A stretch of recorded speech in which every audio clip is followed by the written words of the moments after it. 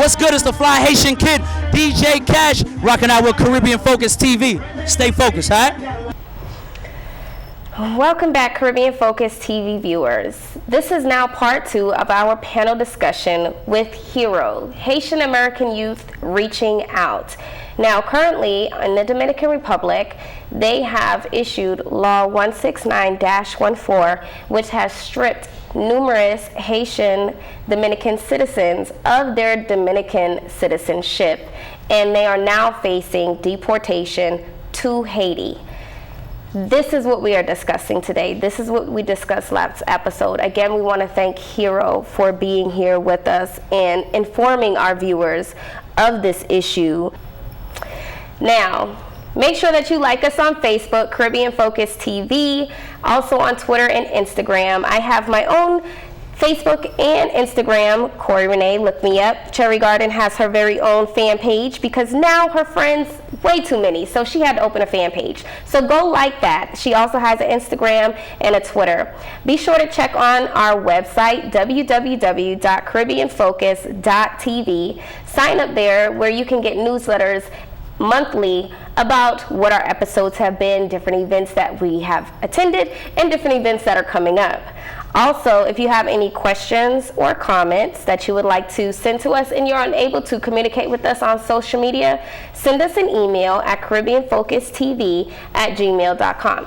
Now, don't go anywhere. This issue in the Dominican Republic affecting over 200,000 Haitians is a very important issue, and we want to continue to discuss this problem with H.Y.R.O. Stay tuned and stay focused. From many distant lands, our forefathers came, some seeking adventure, some bound in chains. Through battles waged and fought, through victory and pain, by test of their courage, our freedom was gained. In homage to those gone before us, the heroes of lands in the sun, we vow to join hands and to focus on building one Caribbean. Raise your voices high and sing of your Caribbean pride. Sing it loud and strong, feel our hearts beat as one. Celebrate in song as we rise to heights where we belong. Welcome back, Caribbean Focus TV. We want to get back to our discussion as far as the Dominican Republic and the deportees that are being sent to Haiti. Now, one thing that I want to discuss with H.Y.R.O is there is a lot more unity between the Dominican Republic and Haiti that I think people are kind of not really seeing. Even when you look at their flags, the Haitian flag and the Dominican flag, when you put them side by side, are very, very similar. Do you guys agree? Yes. The color scheme, both red, white, and blue, they both have a little symbol in the middle. How does all of this relate? I mean, what does that make you feel when you think about how similar the flags are, how they share an island, but yet they're being so nasty to their neighbor? That's a good question. I'd like to answer that question for you. What's notably the biggest difference between the two flags, if you take them side by side, is that they both have the blue and the red. They each represent something very particular. But most notably is going to be this white cross that you see smack dab in the middle of the Dominican Republic's flag. That in turn is contrary to the emblem of the Haitian flag, which has the motto that we so commonly know right now. But in fact, that white cross, which makes the majority of the difference of the two flags, is based off its religion and the difference that it has and the ties that the Dominican Republic's flag has to Catholic religion or Catholicism. And because of that, they made themselves sort of part a little bit different for the new established island of Hispaniola, with both countries that are now independent on their own, and that would be the main difference.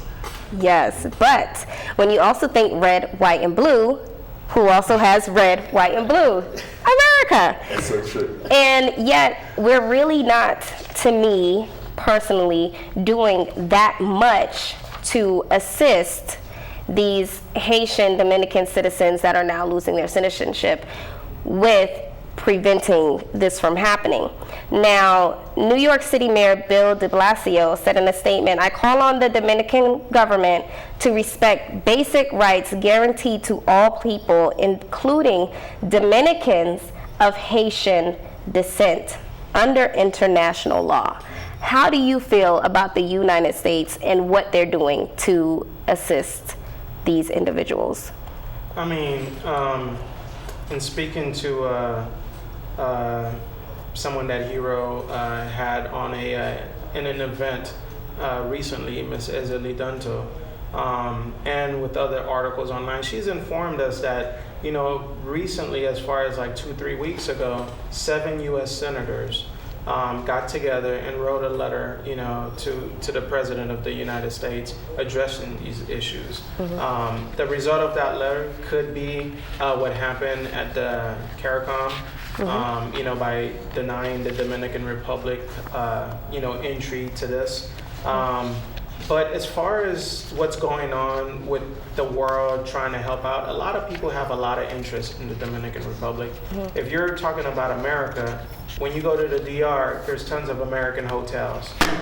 When you go to your store and buy sugar, Domino sugar is from the DR. There's a lot of products, a lot of handbags that girls like, a lot of shoes, baseball players. You know, baseball is what the American pastime. So when you look at the interest level in the DR in comparison with what the U.S. looks for over there, they don't want to touch it. You know, I don't want to call it, you know, favoritism, but they don't want to touch it because they have too much stake over there. Right, because a lot of the Dominicans' income, as you stated, is from exports and tourism of American citizens to the Dominican Republic. So what do you think about Americans banding together and boycotting Dominican products and travel to the Dominican Republic? And I agree with you, and this is where us, all the black people, not only here but around the world, can come together to face that issue by putting ourselves together and march and also boycott, because there's a lot of services and goods, and tourism is a big deal back there in the Dominican Republic. And I think if we can hit them wherever the money is coming, for sure they will sit down and we think about what's happening right now. And do you think it would be more of an impact if we band together as blacks, or do you think as an entire nation and as a world we need to boycott the Dominican Republic? I have to tell you this, you know, some people might call this like the Haitian and Dominican issue, or they can call it black issue, but I do not see it that way. This is a humanitarian issue. You know, we have human beings that are not being treated well, so we need to face it as a nation, as the whole world itself should be able to put themselves together to face this together. Now, when you say humanitarian, I think about the number of people that are being deported back to Haiti in comparison with the number of individuals that were just slaughtered in the Holocaust. I really haven't heard any deaths reported pertaining to this. Have there been any deaths that you know of? Yes, I mean, you can look it up on YouTube. If you type in Haiti versus the DR, you'll see what happened to Mr. Harry Claude, who was a shoe shiner, well-known person in that city, and he was lynched. When the news first came out, they said he stole something. Weeks later, they found out that it was 2 other black folk who stole something. So this guy got hung from a tree in broad daylight in the DR. You know, so the issues are very deep. You know, and when you're looking, since you mentioned the Holocaust, when you look at the rules, for example, when the U.S. occupied Haiti, there was no border. So the people who, when the border got drew up, the people on the other side considered the DR, they were just there. And then this new law comes and they said they need documentation. You had for decades where the DR refused to give people of color who were born there birth certificates. This is not like an issue that just kind of like sprouted up and they're calling it immigration. It's very similar to the Holocaust. When the Jews were over there looking for work and trying to do what they were doing, those who were born there, a similar law got applied to them that retroactively made them not German. It's the same thing that's going on over here. Right. So what do you think is most important for foreigners to do to assist the deportees? Even in the boycott issue, you got to keep in mind, the DR is their industry right now is tourism. The people who work in these hotels, a lot of them are, from African descent, from Haitian descent, so the things that we can do is a more structured boycott, hit them in their pockets, because right now tourism is big for them, some exports are big for them, the same way that the US or other great nations put sanctions on countries with embargoes and things like that. It's the same thing that should be done to the DR. I mean, this is a Holocaust remake. Why isn't it getting any play? Is it because the color of the Holocaustees are different? Maybe. So I still don't understand why, more action isn't being taken. But I do think, us living abroad outside of that island, what we can do is bring light to it. For example, like this show. Thank you for having us. Thank you for talking about this stuff. A lot of people need to sit down and talk about it. Haitians have no vendetta against Dominicans. We are a loving people. You were saying that we share a lot of things. We share colors on the flag. We share food. We share music. We share an island. So we don't hate them. We just hate what they're doing to their own kind, really. Because they're sending Dominicans over to Haiti. They're not sending Haitians. Now let's play the devil's advocate a little bit and let's turn the tables. Now I've read different reports about Dominicans within Haiti who are in fear of their lives, such as truck drivers that are bringing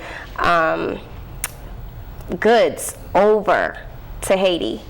So I want you guys to think about that. Think about those individuals in Haiti who are also fearful of their lives.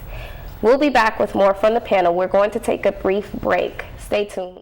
Enough Respect International would like to present to you the 5th Annual Caribbean Link-Up Picnic on Saturday, September 5th, 2015 at Salem Park, Lithonia, Georgia. Kids entertainment will be provided. There's more. The first Labor Day Caribbean Link-Up Cooler Fete on Sunday, September 6th at the Hangar, Lithonia, Georgia. Doors open at 10 p.m. Music provided by Choice One Mo, One Drop Sounds, Enough Respect International, Life Ashanti, and more. Welcome back, Caribbean Focus TV viewers. Again, I am Corey Renee, and we are here with H.Y.R.O. H.Y.R.O stands for Haitian American Youth Reaching Out. Now, I would like them to take a moment and reintroduce themselves to our viewers. Your name? Hi, I'm Andy Richard. I'm Tamar Torshan. I'm Romaine Burnett. Sam Busseret. Sam Busseret. I like the way he said that. Now, when we left, we were talking about Dominicans that are working in between the border who now feel unsafe, and they are actually requesting protection. How does that make you feel? Take on. Well, in terms of that, I feel as if because of the tension that is in the DR against the people in Haiti, I will not say that. I don't want to say that people of Haiti are against other people of the DR, but I want to say they're against the Dominican government, the people who are doing the action, the people who are implementing these policies that are, hurting the Haitian Dominicans that are in the DR. So with that being said, I could understand the hatred and the fear that the Haitian people are feeling right now, simply because it's just a lineage of always beating, always, going on to the Haitian people. So at this point, I completely agree if they need protection, just because it's a rooted, systemized anger between both islands. So if that's what's needed at the case right now, that's definitely what's needed. Now, some individuals, when I've talked about this problem with various people around Georgia, some people have told me that this is really being done because the Dominican economy can no longer support all of these individuals. How truthful is that? I mean, one thing I have to tell you, those people, most of the black people that are living in the Dominican Republic right now did not go there for no reason. They did not just wake up one day and say, I'm going to move to the Dominican Republic. That's what we call the human trafficking on the border, you know, where they're using, you know, Haitian people to go back there, if we go back in 1929, to go to the Dominican Republic to work on the sugarcane plantation. That's what they were doing. And now it is not for no reason why they go back all the way to 1929 with the cut ruling right now, because that's when this whole thing started. And those are the people they actually want to get out of the country after so many generations. You know, that's when they don't need them anymore for the sugarcane plantation. And that's when they send them back after they have built the Dominican Republic somehow. They work on the sugar plantation, they work to build the resort, the hotel, everything.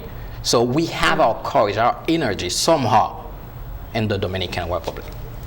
But they're taking you guys and sending a lot of them back. Well, their own people, not us. Their because own they're people. Dominican. I mean, Right, they're not they're Haitians. Dominicans. They're not Haitians, they're Dominican. By their own constitution, if you were born in the Dominican Republic, you are Dominican. They're not Haitians. There's no such thing as being stateless according to the UN Constitution, which represents the whole United, right? There's no one can ever be stateless. You can't strip someone of their citizenship. They were born there. They're your people. And those are the reasons why we should see this as a humanitarian issue instead of a black or Haitian issue. Right. Now, when we talk about Haitians or Dominicans going to Haiti, and like you said, Haiti has been independent for 200 years, but is struggling. What is the problem with Haiti? How come Haiti has not gotten it together? I mean, I'm not trying to offend anybody, but after the earthquake, I know a whole bunch of money was raised to rebuild Haiti. And here in America, I mean, we throw up projects overnight. You wake up, they tear the bricks down, and they build pretty townhouses. I mean, 2-story townhouses. So where is the breakdown in Haiti? Because I feel like personally, if Haiti was a little bit more stable, it wouldn't be so chaotic for these people to return to Haiti.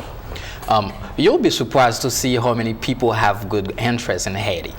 Some of the powerful countries, I would say, have their own agenda for Haiti. And that's why I usually say, no, until us, the Haitian people, can stand up to do something about it, they will never change. And under American occupation, you know, that was in our constitution, no white man could buy any land in Haiti. But guess what happened during the occupation? They took that out. And now a lot of people are going to Haiti now and buying land. And you're talking about a small country, and so many big guys with so much money just going there and buying land cheap. Do you think those guys don't have interest in Haiti? They do. And the complexity of the politics down there, you know, it's not for no reason. We have people that are studying certain things, that are keeping the people divided for their own interests. And those are things that we should bring to light. To add on to your question, oppression is probably the one vocabulary word that really targets the lack of progress Haiti has had in the last 200 so years. Only because once it was declared the first black nation in the world, there's a standard to live to now. There is a sense of responsibility to learn. There is a sense of pride because of the fact that you are the first black nation that reversed slavery in its entirety. Because of that, a lot of people will bring up that question and say, well, is it because of the larger, more developed countries that see this envy that has built up because of the fact that of Haiti's position in the world, and because of that we see this trend of regime after regime or government after government that has been involved with Haiti, only under the premise that, okay, we will give you the hope, an empty hope, if you will, of success, but at a price. Anywhere from countries in Europe to here in the Americas, and we see that oppression throughout these years. And to reverse that overnight is probably not going to happen, but that's what usually ends up happening because of the fact that Haitians have experienced this overwhelming of just saturation of outside influences with empty promises, and that's where it's coming from. And there's also a sense of entitlement also. Haitians living abroad, we're all responsible. Black folks are responsible. I mean, I remember growing up in the U.S. and February will come and it's Black History Month and they don't mention that Haiti was the first Black independent nation. How could you start talking about Black history and then you don't talk about where Black history started? You know, even Martin Luther King in several speeches mentions Haiti.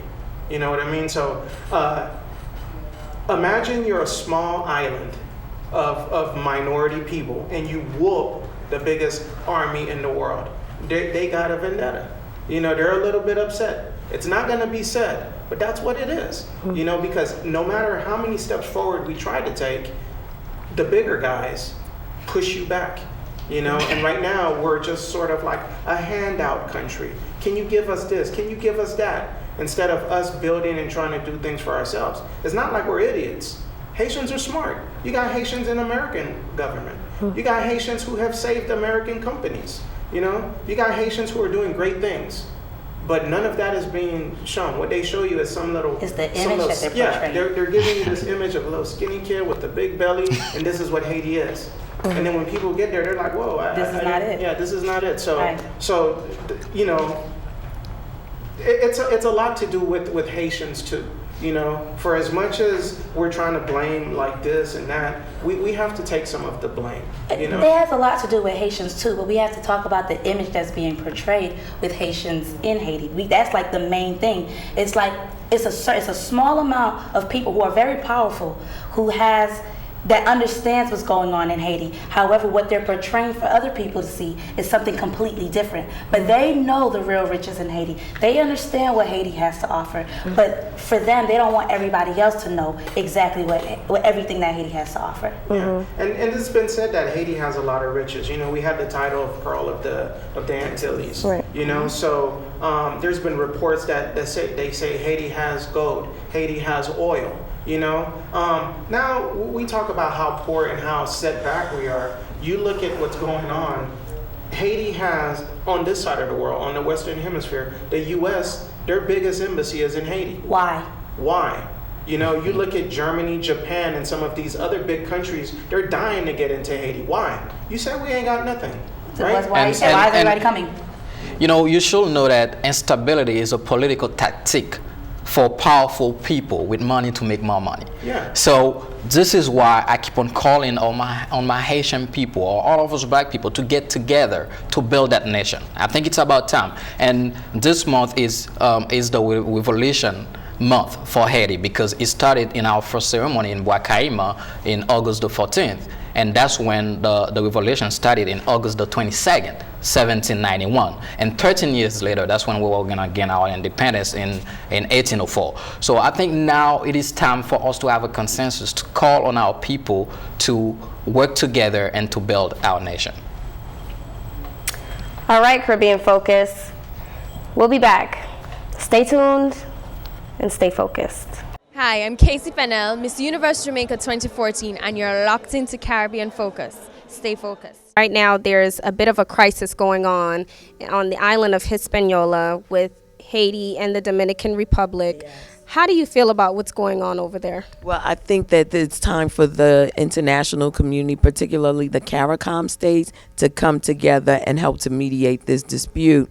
You know, it's challenging in a nation like ours where we have not risen to the occasion to pass comprehensive immigration reform ourselves, to stand on some level of integrity to push another nation to do the right thing, but we must.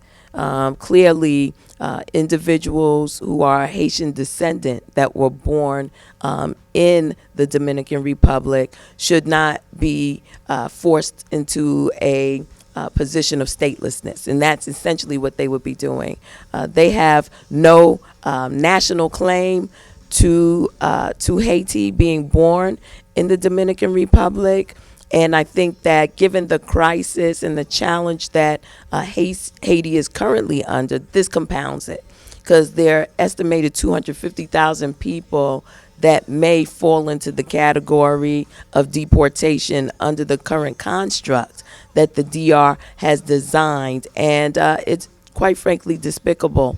So we're working, we being members of Congress, particularly the Congressional Black Caucus, along with some of our international partners, whether it's CARICOM or the Organization of American States, to really step up a pathway for mediating this crisis and not putting these individuals, many of whom are descendants of Haiti, but have been born and raised in the Dominican Republic, in a position of statelessness. All right, Caribbean Focus. Unfortunately, we are going to take this episode to a close, and we are going to thank our guest from H.Y.R.O, the Haitian American Youth Reaching Out. Thank you so much for coming and for talking with us. Can you just say goodbye to our viewers, tell them who you are one more time? I'm Andy Richard, and I serve as a Vice President for H.Y.R.O. And one thing that I have to say is that it's time out for us, Black people, Haitians, to get together to take our pride back. And I know we can. Thank you for having me. I am Tamar Torshan, and I want to close out with everyone has a purpose in this. Everyone has a duty to do, and if everyone together can make the load much lighter. Thank you for having us, Ms. Corey. My name is Romaine Burnett. I serve as president of H.Y.R.O. And I'd like to throw out there that any young person, it doesn't matter what color you are, where you come from, if you want to help us out and be a part of doing good things for your community, check us out at heroworldwide.org. My name is Sam Busseret, and I'm the marketing director for H.Y.R.O. Just want to say thank you for having us. We appreciate the opportunity. For those of you who are watching Caribbean Focus TV, get involved, reach out, make it happen, make a difference. Thank you. All right, viewers, some of the things I want you to think about. How are the Dominicans feeling about this? How are the Haitians feeling? Think about the history of Haiti and their ability to overthrow governments and to ignite a war. So I want you guys to really think about it. I think this is something that we have to pray on, because Haiti is a very strong country. As we have informed you, they were the first Black nation because they put up a fight. And I don't want to see a bloodbath over this. So I think everybody needs to come together. We need to pray on this, that the Dominican officials can just halt this. Make sure you stay tuned with us on Caribbean Focus TV, Facebook, Instagram, Twitter, to keep up to date with this issue, because we are constantly keeping our eye on it. Make sure you go on to www.caribbeanfocus.tv. Send your questions and comments to caribbeanfocustv@gmail.com. I will see you next Saturday, 5 o'clock, Channel 25, Comcast, DeKalb County, Georgia. We love you. Stay focused.